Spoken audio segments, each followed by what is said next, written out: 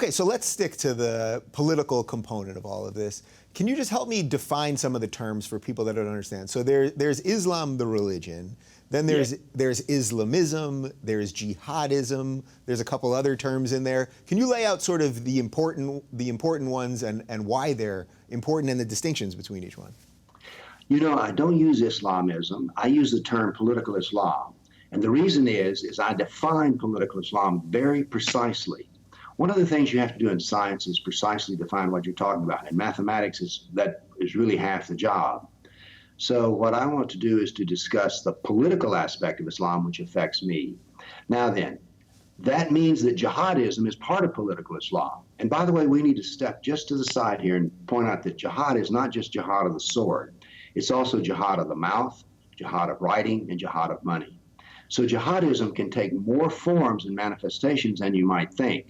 The Muslim Brotherhood, for instance, more seizes upon the jihad of the pen, the mouth, and the money, whereas Al-Qaeda and Islamic State seize more upon the jihad of the sword. It's just we need to understand that there are more forms of jihad than you might suspect. Well, so when people talk about radical jihad or violent jihad, that's really, we're talking about blowing things up, beheading people, the killing and all that stuff.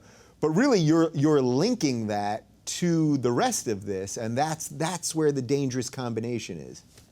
If it were only jihad of the sword, we actually wouldn't have a problem. I don't mean to minimize the death of 3,000 people, but we kill more people than that with hospital care, lack of hospital care, and drunk driving on Saturday night. Again, I do not want to minimize the suffering and the death of people that come under violent jihad. Sure. It's just that the actual numbers that are killed are not enough to change America. But changing the textbooks, that changes America. So the jihad of mouth and speech and money is far more important than jihad of the sword. Right, so that there is what you're talking about with the textbooks. That's the 25-year plan that the Muslim Brotherhood had. That's jihad. And that's jihad, not in the traditional sense that we think of it. And then there's, of course, there is also the violent component to it. Oh, very much so. But for instance, against me, I've never had violence practiced against me, but I've had whole smear campaigns launched by Islam. So therefore, look, jihad does not mean holy war. Harb means war. Jihad means struggle. And so therefore, it is an effort. Writing a letter to the editor defending Sharia can be an act of jihad. So jihad is actually, it means it's a civilizational war. Look, Islam is so shrewd. They use food.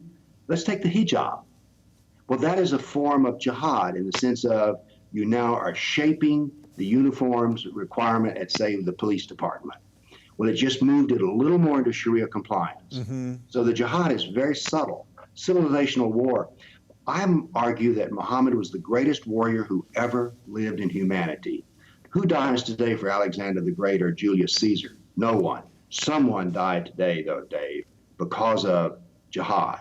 Yeah. So therefore, it's a very powerful concept. So the hijab comparison, I think, is really interesting because I see this all the time where my friends on the left, who are supposed to be for women's rights and equality and minority rights and all of these things, they are in every other case. But for some reason, when it comes to the hijab or the burqa, which is far worse, as Bill Maher calls it, a beekeeper outfit, you know what I mean? For some reason, they're hands off on that. That's the one that they say, well, we can't really tell these people what to do, and yet you're supposed to be for women. Now, I understand that there are women that are probably watching this that are wearing a hijab, and it is their choice, or at least they believe it's their choice. But is this really a failing of the left? That's very much how I see it. Well, you know, it is very interesting, and Bill Maher is a courageous man. Now, I say that based on a very few YouTube videos. Let me confess, I don't watch TV. You're a wise man. Well, when I saw the second plane hit the second tower, I stood up and said, Islam is here, it is jihad.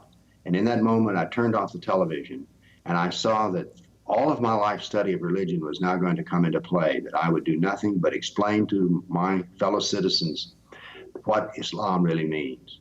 So that's, and I've lost my train of thought there after I did that. Well, I think that, related to Bill Maher, so there's an interesting piece of that because there aren't many people that are honestly discussing this, right? We have Sam Harris, and there's some ex-Muslims, and there's you, and there's Gad, and a few other people.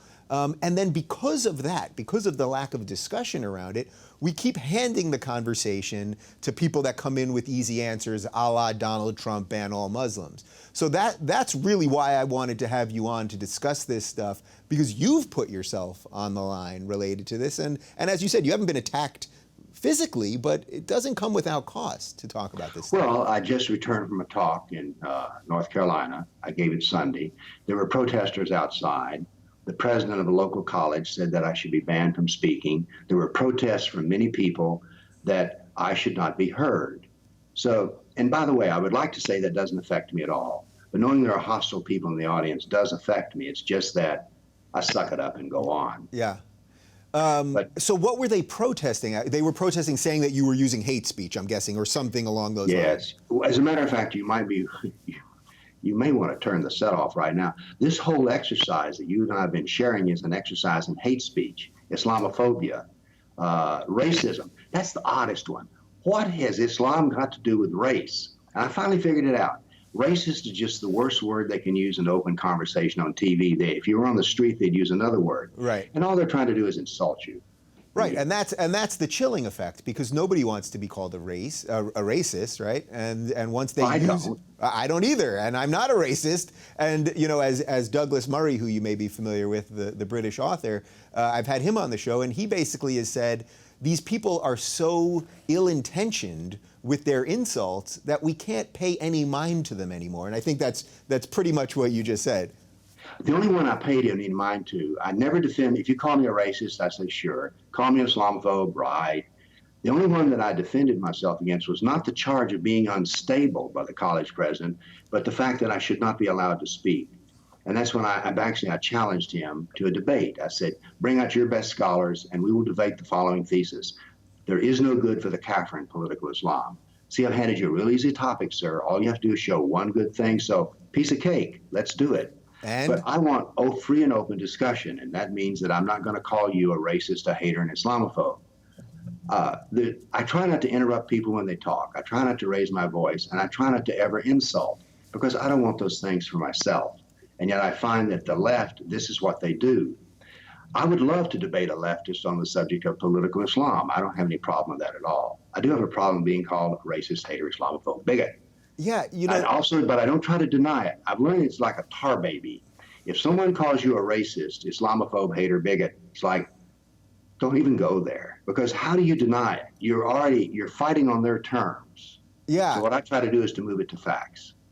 I mean, I love that, and that's literally everything that I do my show about is to let's talk about the facts here. Let's not get lost in all the feelings, and let's not sling all these words at each other that kill the conversation. Interestingly, people have asked me, they've said, well, why don't you have some of these apologists, you know, some of these well-known Western apologists, people who have probably said plenty of unpleasant things about you, why don't I have them on my show? And one of my responses is, first off, if some of them want to come on, they're welcome, because just as you said, I will debate if they want to debate, or I'll interview them if they want to interview. But what my main issue with it is that many of the bigger players in this space have proven themselves so dishonest time and again that it ultimately becomes a waste of mental energy for people like us, right? If you were to debate someone that you felt was so misintentioned, what's the point at the end of the day? Well, we could at least try. I mean, I'm willing to give you 3 strikes. Let's give it a try. Yeah. But I think we do have to learn how to discuss these issues. And Dave, it's not just these issues. There's issues. I want to step off of just a side path here because It does affect us. At Vanderbilt University, which is my undergraduate school here in Nashville, Carol Swain made a remark which she said was politically incorrect.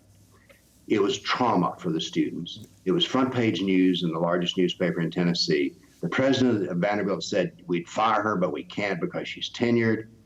Then, here's the critical thing. They established a psychological hotline for those students who were traumatized about hearing an idea that they were offended by. Dave, my question is, how do I get on this short list of people who cannot be offended? Well, listen, as a white man, as a cisgendered white man, and I could probably think of a couple other buzzwords, you're in a lot of trouble. You're not going to be on any of those lists. I've noticed this.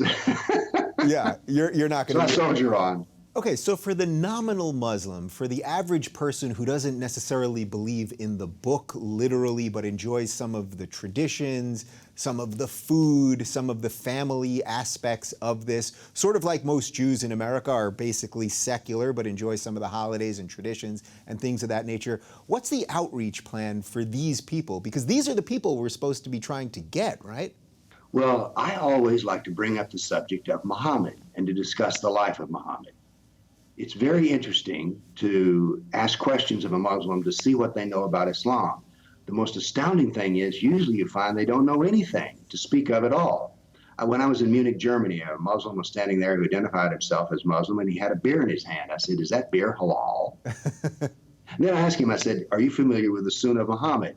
And he was sort of quizzical. I says, "You know, the Hadith, the Sirah, have you read those?" "No." I said, "Have you read the Quran, all of it?" He said, "Well, no. But I have an uncle who's a mullah." I said, "We don't need the mullah, we need Muhammad. You need Muhammad." So I love to ask Muslims questions about what they've actually read. And do you think that's any different than the average Jewish person or the average Christian? I find most people, and again, that goes to why when I'm talking about religion on the show, it's like so many people really want to move past it. However, because of the political element and the violent element that's going on right now, it makes it almost impossible to do. Well, I want to talk about it. I'll talk about it with you. I'll talk about it with a Catholic priest. Look, I'm kind of like I used to be young, believe it or not. And when I was young, if you wanted to talk about sex, I was all ears. But now that as an old man, I'm all about Islam. So I'll talk about it with anybody. And so that's what I try to do. And by the way, I do talk about it with Muslims. I've debated with Muslims, just had, conversations. So I think that Islam, political Islam, is an incredibly fascinating topic. And so I've devoted my life to talking about it because the answer to Islam is Islam. I tell people to cut a diamond, you need a diamond. And to cut Islam, you need Muhammad. And by the way, notice what I said there. Forget about the Quran. It's too difficult to read, and it was deliberately made difficult to read. But anybody can understand the life of Muhammad. So start with Muhammad, and once you know Muhammad, actually, if you'll soldier through his life, you'll discover that you can read the Quran and understand it, just knowing who he was. Yeah. So going with the political part of that, when these discussions happen, a lot of people will say, well, look what America has done in the name of imperialism or capitalism or whatever. Now, granted, America has done a lot of bad things, and even as we speak right this second, there are drones flying over, Pakistan and Afghanistan, and if they kill some innocent people while killing terrorists, well, I can understand why people wouldn't like the West. And, there was the Ottoman Empire that ran the whole Middle East, and then the British Empire carved it up, and the UN carved it up in all kinds of crazy ways. So a lot of them will say, well, if all of that happened and you happen to be a certain religion, your religion would become sort of intertwined with the political part of that. Do you think that's a fair critique? No, that's not a fair critique at all. It wants to take Islam only as an event that happened since colonialism. We've got to remember, the United States has been in existence a very short period of time. And what I like to point out is the origins of Islam are what give it its roots, and the origins of Islam are based on expansion by sword. Remember, in the history of Muhammad's life, the religion of Islam did not bring him success, but the politics of Islam through jihad brought him complete success. This happened in the year 632 when he died. This was a little bit before Europe was the power it is now, and it was a little bit before. So we need to have an explanation about Islam that will include all of Islam, not just what happened since the colonialism of the Europeans in the Middle East. That is, we need answers which explain everything. And the answers about the doctrine explain everything, what happened in the Middle East today and what happened 1,400 years ago. So what do you make of the fact that so many of the attacks that we see in the Middle East, I mean, just in the last couple of days, bombs blowing up all over Iraq, which is now, at this very moment, seems like it's crumbling worse than it's crumbled in the last 10 years. I mean, these are jihadists that are blowing up mosques. So that's not the right? There's a form of jihad which I call jihad of purification. Let me give you an example. When Muhammad died, the first caliph was Abu Bakr, which actually is the name of the current caliph of Islamic State. Yeah. That was not an accident. And so when Muhammad died, a whole lot of Muslims says, you know, the Islam thing's been kind of cool, but we're out of here. Abu Bakr says, not so fast. You can't leave. So therefore, the first war fought by Islam was the Ridda Wars, which are the wars of apostasy. So this is what happens in the very beginning.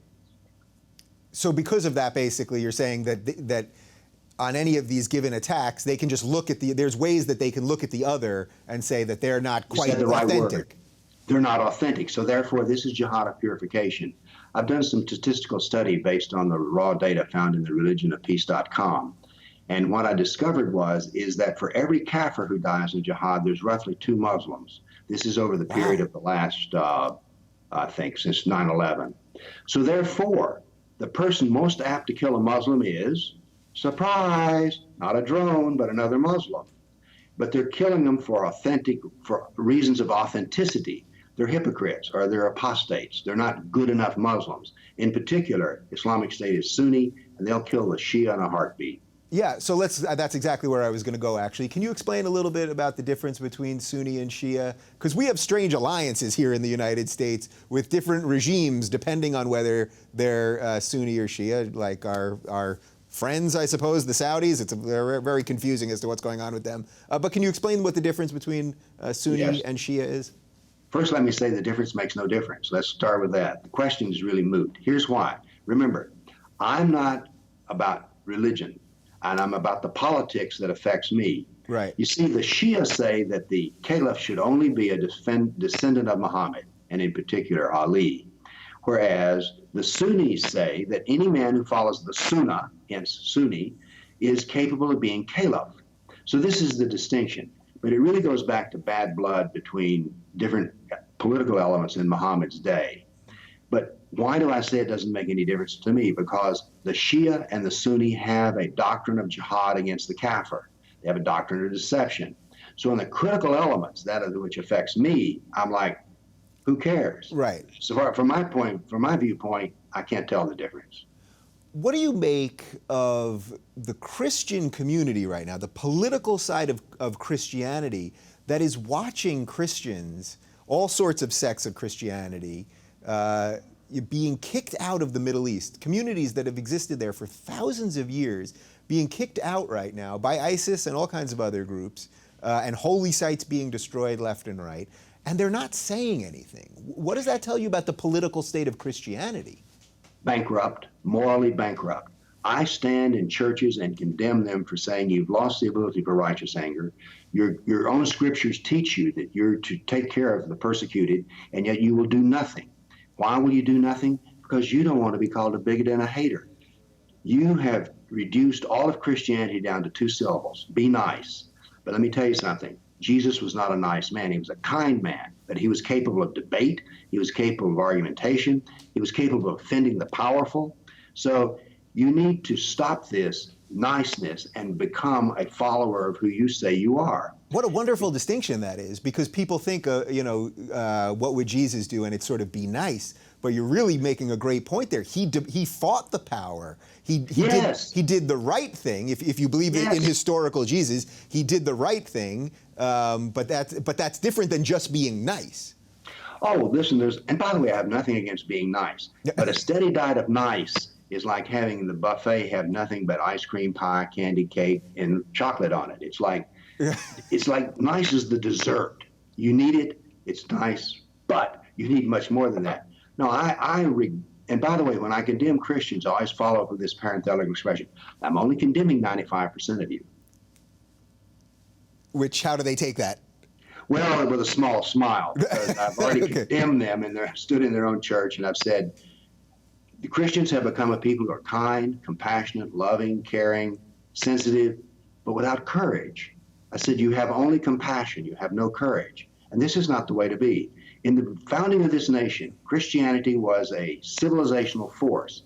But now then I tell them, your influence no longer goes beyond your parking lot.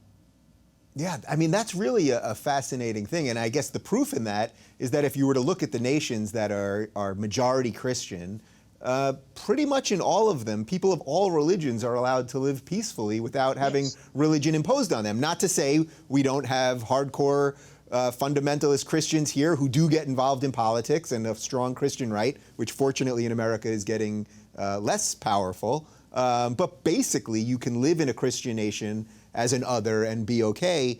But is there any example of that in an Islamic country where you can live as an other and truly be equal? Well, let's just run through. Turkey used to be Christian. North Africa used to be Christian. Egypt used to be Christian. Afghanistan used to be Buddhist. Pakistan used to be Hindu. Persia was even half Christian. Where is that Christianity today? Malaysia used to be Hindu. Where is that Hinduism today? Where's the Hinduism found in Pakistan? So I'm giving you here different examples.